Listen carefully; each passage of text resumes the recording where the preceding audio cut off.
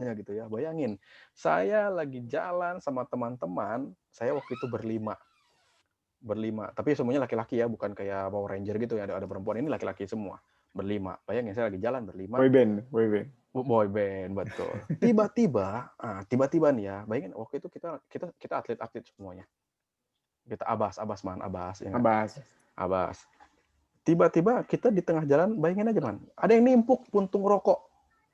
Hmm. Kita lagi semangat-semangatnya SMA, wow, fisik kita lagi bagus-bagusnya, ada yang nimpuk.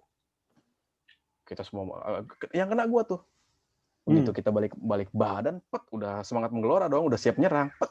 Ternyata yang dilihat orang skizofrenia yang celananya bolong-bolong. Ya nggak? Bakal gua lawan nggak tuh kalau kayak gitu tuh? Bakal saya lawan nggak tuh yang kayak gitu tuh? Nggak akan. Ya nggak? Karena apa? Dalam pikiran kita, yang gituan masa kita lawan? Sama gilanya dong kita. Kita punya pikiran yang begitu. Artinya, yang menahan saya untuk tidak melakukan serangan balik adalah pikiran saya yang tadi. Sampai sini bisa dipahami ya? Artinya, yang menahan saya untuk tidak menyerang orang itu adalah karena saya punya pikiran, ngapain saya lawan orang yang apa namanya, yang menyerang saya, yang melempar saya tadi adalah orang yang punya gangguan jiwa. Kan begitu. Kalau saya lawan juga, kalau saya serang juga, ya saya samanya dong sama dia. Gitu ya. Jadi, yang bisa menahan perilaku kita adalah pikiran kita berikutnya. Itu yang ingin saya tonjolkan, itu yang saya ingin saya bahas sebenarnya gitu. Jadi, sebenarnya apa yang menahan emosi kita biar kita bisa tidak mengeluarkan emosi adalah pikiran pertimbangan yang berikutnya muncul dalam pikiran kita. Itu yang perlu kita lakukan. Pertimbangkan kembali. Pertimbangkan kembali. Contoh berikutnya. Nah, ini seru nih. Contoh berikutnya. Ini ada yang, mudah-mudahan di sini nggak ada yang takut sama hantu ya. Mudah-mudahan nggak ada yang takut sama hantu ya. Saya contohin ini karena ini hal-hal yang paling simple, yang sering terjadi sama kita gitu. Contoh begini. Saya waktu itu kerja di Kodel, lantai 12. Saya punya asisten, saya punya asisten dan saya punya 2 ruangan. Saya punya ruangan kerja saya di lantai 12, ruangan ngumpet saya dikasih ruangan lagi disediain di lantai 11. Jadi saya kalau lagi nggak mau terima tamu, waktu itu saya kerja di geothermal, di panas bumi. Kalau saya lagi nggak mau terima tamu, saya ngumpet di lantai 11. Dan saya bilang sama sekretaris, saya nggak mau terima tamu. Dan asisten saya itu ada di atas juga, di lantai 12. Pada saat itu kita harus kerja sampai malam. Sekretaris sudah pasti pulang, karena saya nggak tega juga di ibu-ibu. Dia usianya udah agak tinggi, 40 sekian tahun gitu. Pada saat itu, bayangin, maghrib kita masih di kantor. Asisten saya tadi, tiba-tiba, waktu itu masih zamannya BBM. Dia nge-BBM. Ray, gue balik. Ray, gue kenapa? Gue ngelihat di depan gue, ini bahasanya dia ya. Gue ngelihat di depan gue, ada perempuan yang ngeliatin gue lagi melototin. Pokoknya itu hantu lah ya. Ada hantu yang lagi melototin dia, yang ngusir dia, dalam tanda petik nyuruh dia pulang. Gue takut, Ray, gue balik. Saya bayangin aja, itu gedung Kodel itu punya almarhum Pak Sugeng Saryadi namanya. Almarhum, dia sudah meninggal. Saya bilang sama dia, dan kebetulan saya kenal langsung gitu ya. Saya bilang sama dia, bro, lu tahu nggak nih gedung punya siapa? Ya nggak? Ini gedung punya siapa? Punya Pak Sugeng.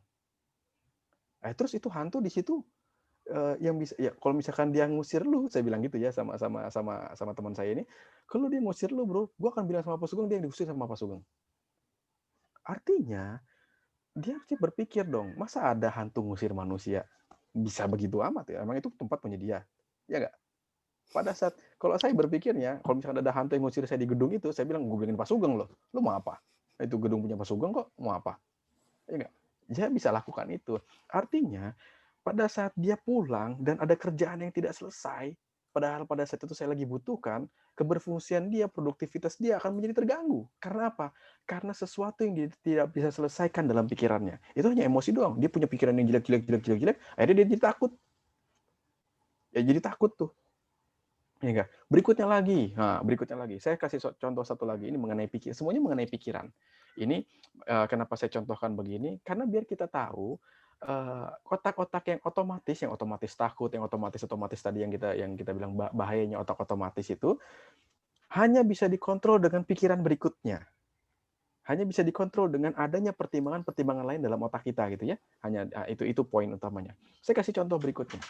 Ini masih BBM. Dulu suka ada BBM broadcast ya enggak? Zaman itu pokoknya zaman dulu lah. Tahun ini tahun 2012-an kalau nggak salah. Kira-kira tahun 2012-an lah, 2012-an. Iya, gue belum ketemu lu man ya. Belum ya. Mungkin lu masih SMA kali pada saat itu. Masih Jadi SMP. masih SMP. Jadi gini, waktu itu di broadcast, bayangin ya, mungkin sampai sekarang juga masih ada broadcast mengenai Nenek Ani. Wah, ini menyeramkan ini. Ini kisah horor ya. Bayangin aja di broadcast pada saat itu, ini broadcastnya ini kira-kira sore, siang atau sore menjelang sore ya. Nanti malam Nenek Ani akan mengetuk pintu Anda. Serem kan? Ya, Nenek Ani akan mengetuk pintu Anda. Kalau Anda tidak kalau Anda tidak membukanya, kalau Anda tidak menyebarkan WhatsApp ini ke grup lain atau ke teman-teman Anda, Nenek Ani akan datang masuk ke kamar Anda dan akan menarik lidah Anda. Tapi kalau Anda membroadcast lagi pesan ini, Nenek Ani hanya akan senyum dan langsung menghilang. Dua-duanya serem sebenarnya, ya nggak? Kalau kita pikir-pikir lagi nih ya, dua-duanya juga serem, ya nggak? Akhirnya apa? Ini si teman-teman saya ini ngajakin ketemuan, pokoknya jam 10 malam. Menjelang jam 10 udah kita kumpul aja di kosan siapa gitu. Saya bilang begini ya, dan waktu itu kebenaran saya lagi ada lagi ada klien yang mau ketemu konsul di Setiabudiwan, man. Di Setiabudiwan situ ketemu kan waktu itu kosan gue di sekitar Kuningan.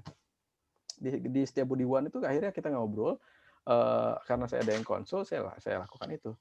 Bayangin aja, teman-teman saya pada takut sehingga mereka kumpul di kosannya teman. Ngumpul di kamar itu. Gitu loh. Karena apa? Karena berpikir si Nenek Ani bakal datang tadi.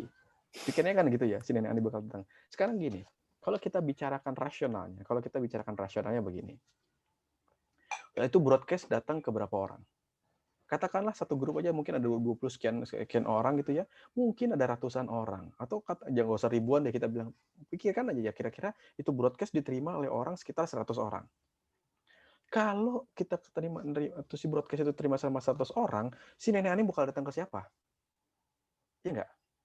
Kalau misalkan tuh Nenek Ani datang ke kita, ya berarti kita apes aja. Di antara sekian banyak orang yang di broadcast itu, tuh Nenek Ani datang ke kita, tuh kita apes aja. Berikutnya, artinya kan itu kemungkinan ini kecil terjadi sebenarnya ya.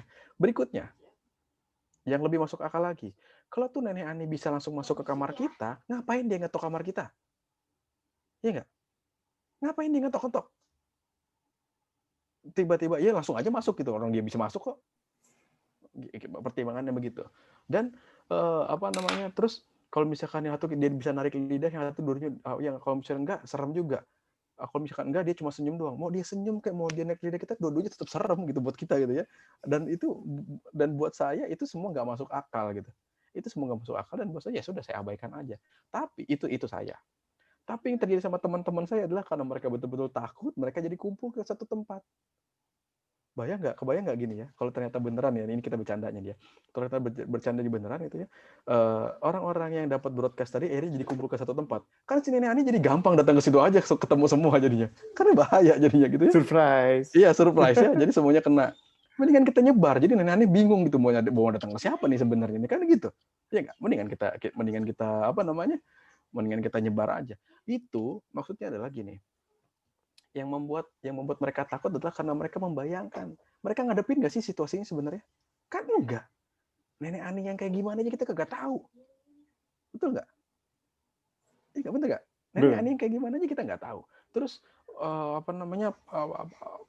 perawakannya seperti apa kita nggak tahu. Terus dia mau ngapain itu kita nggak tahu. Kenal aja kagak sama tuh Nenek Ani. Ngapain dia? Mungkin masing-masing bayangannya beda-beda kali ya tentang Nenek Ani. Pasti beda-beda Nenek Ani. Mungkin yang satunya cuma pakai tongkat, mungkin yang satunya nggak ada kakinya. Bisa jadi kita juga nggak tahu gitu ya.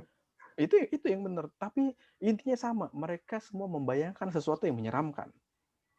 Pada saat yang terbayang adalah menyeramkan, itu otomatis reaksinya jadi tidak baik. Jadi takut, jadi nggak nyaman, jadi panik.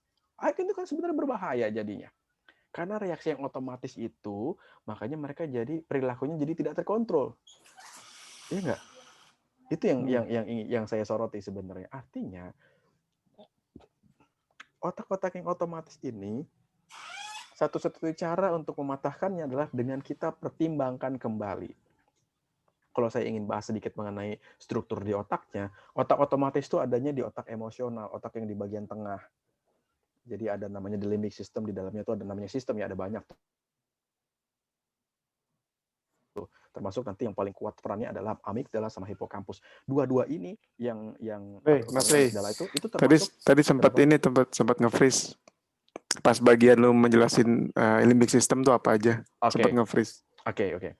Limbic system itu namanya juga sistem ya, ada banyak bagian-bagiannya, dan apa namanya, yang paling aktif, yang paling kuat bekerjanya itu ada dua, amigdala sama hippocampus. Dan utamanya amigdala ini, di amigdala itu salah satu apa namanya, fungsinya adalah survival system. Survival instinct kita tuh adanya di situ. Pertimbangannya adalah fight or flight, itu nanti adanya dari situ tuh. Kita mau hadepin apa kita mau kabur tuh, adanya di situ nanti. Nah, karena ini adalah bentuk dari survival system, makanya semua hal yang kita hadapi pasti dinilai dulu secara emosi. Nggak mungkin nggak. Pasti ada nih. Ini naturalnya bekerja ya, natural orang nih ya, natural orangnya. Contoh, saya kasih contoh lagi.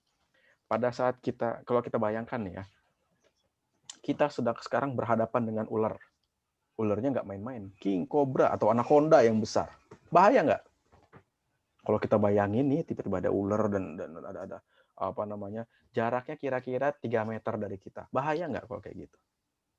Bahaya, jelas. Iya nggak? Karena dan itu kita nilai emosi dulu. Bahaya, kita harus lari nih. Kalau nggak lari kita lawan nih, pakai apa juga. Tapi kalau kita melihatnya ular itu di dalam etalase, di dalam kaca, ada pelindungnya gitu, bahaya nggak buat kita? Enggak.